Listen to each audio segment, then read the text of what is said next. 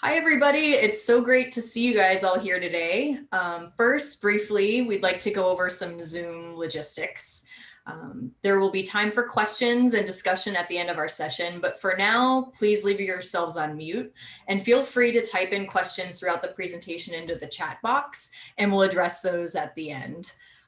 To change the view to see everyone or just the speaker, you can toggle the view options up at the top right-hand corner of your Zoom screen. It looks like a little checker box in case you want to see the group or just the speaker. And once our presentation is finished, we'll welcome you guys to unmute yourselves for a conversation with us.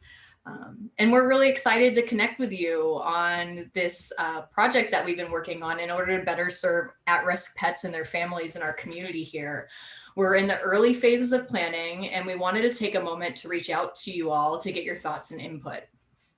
I know many of you, but for those of you I haven't met, I'm Jen Stonequist, and I've been the Director of Shelter Medicine here at the Kitsap Humane Society over the past 10 years.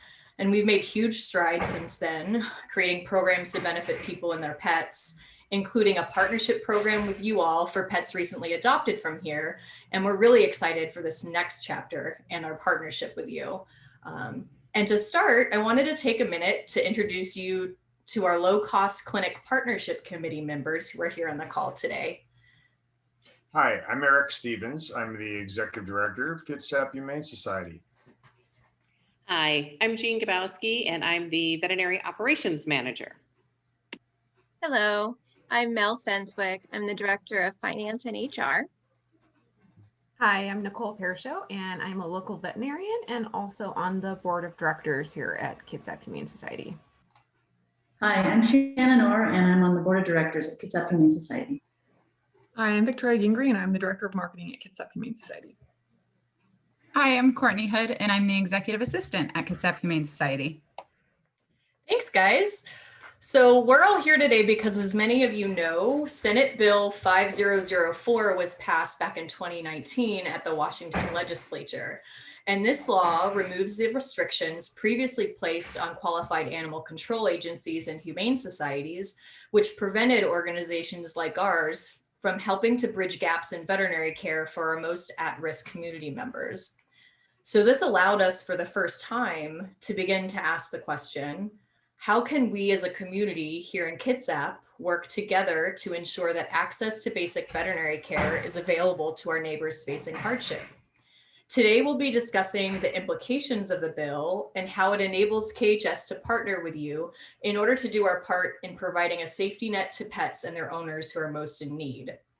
We'll discuss the state of animal welfare and our evolving role here at KHS in the community. And we'll take a closer look at the law and income guidelines. We'll start to discuss the development of our new community program and invite you all to partner with us so that together we can bridge a gap in veterinary care that's become even more evident during COVID and these challenging times. So, where does this fit in the broader picture of the nationwide animal welfare movement? Historically, animal control started out as a strictly public health issue, and we've come a long way since then. Nowadays, animal welfare agencies across the country are striving to place every adoptable pet in a home instead of resorting to euthanasia. I'm sure you guys are all familiar with this. And nationwide networks of rescues and shelters are transporting pets from areas which still struggle to those that have the resources and the families ready to support them. We've been working closer together, and along with the cumulative impact of high quality, high volume spay neuter programs, we're seeing pet populations become more manageable, allowing humane societies like us to start to ask the question, what does animal welfare truly mean for a community? And what does this look like in addition to adopting out animals? More specifically, what does our community here in Kitsap need? And where are the gaps for owned pets? And how can KHS partner with others to provide a much needed safety net for families in need? Across the nation, the animal welfare movement is broadening their focus to also support pets in their homes, focusing on doing what we can to help keep families together instead of tearing them apart when reasons for surrendering a pet can be avoided. From creating pet food banks, supporting community cat caregivers, providing needed behavior support and training, to facilitating access to basic veterinary care for low-income families. And now the need for these basic services has only been magnified by the current pandemic. And even those of you in private practice field have witnessed. The need is great, and KHS would like to partner with you to help bridge that gap, the already existing one that we're all looking at now. Creating a safety net to keep families together whenever possible and whenever it's in the best interest of all those involved. So the great news is that here in Kitsap, people truly love their pets, and our community has been behind our mission and vision that every adoptable pet finds a loving home. You've helped us renovate a truly outdated animal holding facility into an inviting place for animals to be well cared for as they wait their forever families. And I'll let Eric speak to some of the recent changes here in our facilities and more of what's to come.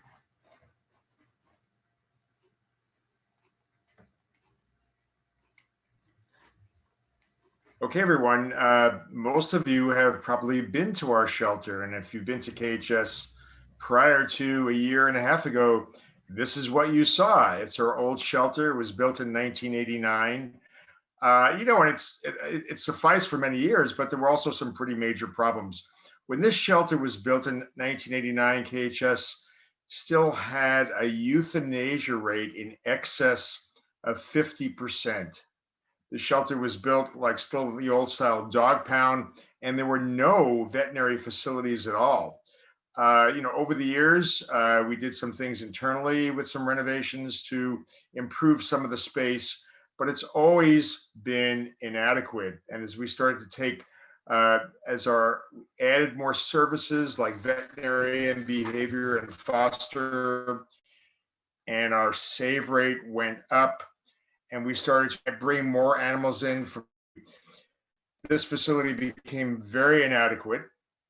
So around 2016, we started to plan for redoing all of our facilities, with the first leg of that being our new pet adoption center, which you'll see here in a second, which opened a year and a half ago and has been provided much, much better housing for the animals and a better place for our public and our customers to come in and adopt animals.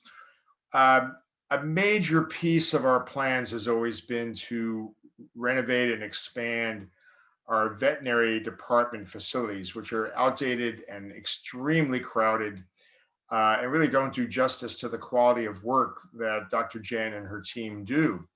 And then with the all the more animals coming in over the last several years, pre-COVID, and the SB 5004 and the vision to add services to low-income families, we said, just renovating in the old building isn't going to be adequate. We need a dedicated veterinary facility. So we have a vision here for our future veterinary life-saving center. We're just starting a capital campaign, although we've raised about half the money. Our goal is to have this opened right about 2 years from now. And it'll be a great added facility and service to the community. And Dr. Jan and the rest of the team will tell you more about it. So we're super excited to have a facility that matches the level of care that we're providing to our patients. And we're wanting to take an opportunity to open up the ability for us to better serve our public in a more impactful way for those that need it the most. So going back to the bill, what exactly does the legislature say? If you're interested in reviewing the language and specific changes, we're including a link to the bill, which went into effect July 28th, 2019 in the chat here. Just for a summary, there are 3 major sections to the amended law.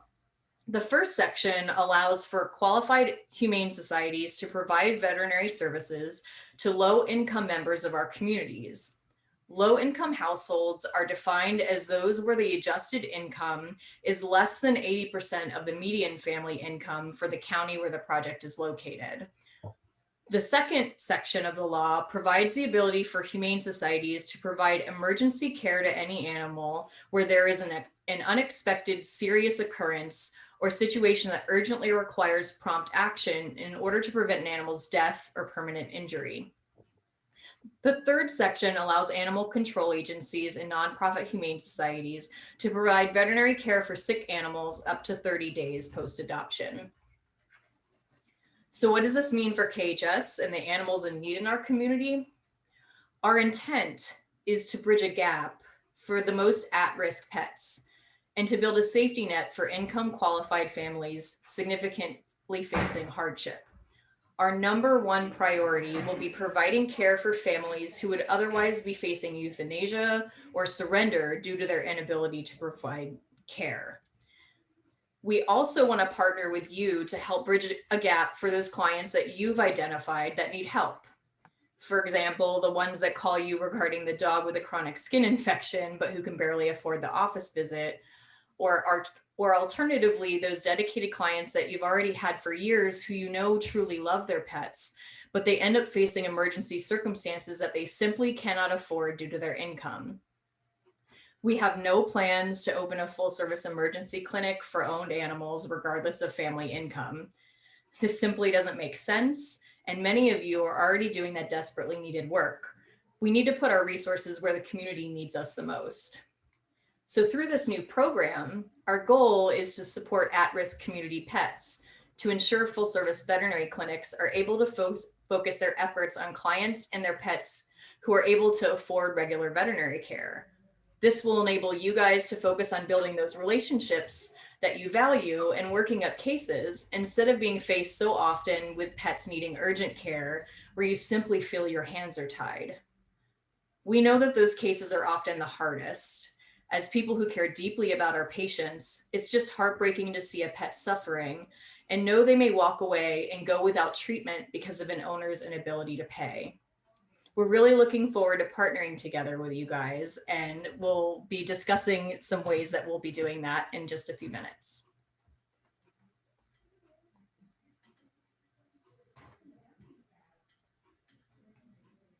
We know many of you are wondering about the process that will be used to verify low-income households to ensure we're serving families who meet the income guidelines. Our income verification process in the past has been limited. We fully intend to follow all recommendations from the Washington State Veterinary Board of Governors to ensure we're serving those most in need, and will continue to closely follow discussions at the state level. We do have a current working model of our income verification process. First, clients will need to show proof of qualification for financial assistance programs such as food stamps, Medicaid, WIC, Section 8 public housing. If the clients are not currently enrolled in an established financial assistance program, we will require proof of income. We've decided to use income level requirements in accordance with the Housing Authority guidelines established by Kitsap County at the 80% median income level required by law. Again, to receive services, clients must show proof that they meet these income level requirements. We want to assure you today that we are dedicated to doing our due diligence to ensure we are focusing our efforts on those families that need us most. I am a local veterinarian, and I'd like to share a story of a dog and his family who would have benefited from KHS's low-cost clinic. Last summer, Hank was rushed into the clinic. He'd been mauled by another dog and was in shock from the trauma. We worked to stabilize Hank, and I spoke with the family about Hank needing surgery for his wounds. As we all know, dog bite wounds can require multiple surgeries and lots of time and money. The family could barely afford the stabilization costs. They were declined for care credit and scratch pay. They called friends and family to cover what they could, but ultimately, Hank would require much more than his family could afford. I regretfully let the family know that the options at the time were euthanasia or relinquishment to KHS. The family wanted what was best for Hank, and with great sadness decided to surrender Hank to KHS so that he could get the care he needed. Now we have another option, the low-cost clinic. Hank could have stayed with his family. As veterinarians, one of the hardest parts of our job is not being able to provide medical care to pets like Hank when there are cost concerns. These cases are compassion fatigue inducing and heartbreaking. We want to be able to offer more to our patients and clients, and now we can. Together as a community, veterinarians and KHS can partner to provide a safety net for people and their pets in need. Hi, I'm Jean Gabowski, and I'm the new Veterinary Operations Manager for the Kitsap Humane Society. I recently moved here from Kentucky, where I had earned my CVPM and was a practice manager for a 4-doctor, state-of-the-art small animal practice. I also ran an all-breed dog rescue in my spare time and have more than 30 years of experience in both veterinary medicine and animal welfare. I'm very excited to combine these two passions here at KHS. As you have been hearing, our mission is to help those families who cannot afford full cost veterinary care. We know these clients. They are the ones who come in with their dogs or cats with a pyometra, a broken leg, an abscess, or foreign body. They have $100 with them that they borrowed from friends or family and have been declined for care credit and scratch pay. When you present them with an estimate for $500 or $1,000 or more, they are in tears. Up until now, the only options have been euthanasia, relinquishment, or pro bono care. We know that this is just as hard on you as it is on them, but as a former practice manager, I know the reality is that we cannot offer free care to everybody who needs it. We want to offer you another option. KHS is becoming a low-income clinic for critical care for qualifying families. We will act as a referral hospital. You will be able to contact me or someone in our department and send the medical records. We will go through the income verification process with them, and if approved, we'll treat their pets and send them back to you for follow-up care. We will also treat pets of people who reach out directly to us as long as they meet the same financial verification process. Otherwise, we will send them to the clinic nearest to them. We will be able to see things such as pyometras, foreign bodies, mass removals, blocked cats, amputations, and much more. We will still have our regular clinic hours. We have absolutely no intention of becoming a 24/7 emergency clinic. We really want this to be a community-wide program. If you are able to offer some pro bono or low-cost work weekly or monthly, doing dentals or offering services for pre-screened clients, we would so greatly appreciate it. Once they qualify, we will make the appointment for the clients and will have pre-approved cost of care for the services you have so generously offered. We will help any client who fits our guidelines, whether or not you are able to provide services. Please let me know if you are able to help. We really appreciate you taking the time out of your very busy schedules to hear about the exciting happenings at KHS. And I'm looking forward to getting to know you and finding new and exciting ways to offer veterinary services to all pets in need, regardless of financial services. We will be sending a very short survey to each of you next week. If you can take just a few minutes and let us know what you think of the program and what services you think you would be most beneficial, we would greatly appreciate it. If anyone has any questions now, we'll be more than happy to answer them. Thanks again for coming. Thanks, everyone. We really appreciate you all taking the time out today to join us. We're looking forward to partnering with you guys to build this new service for the community.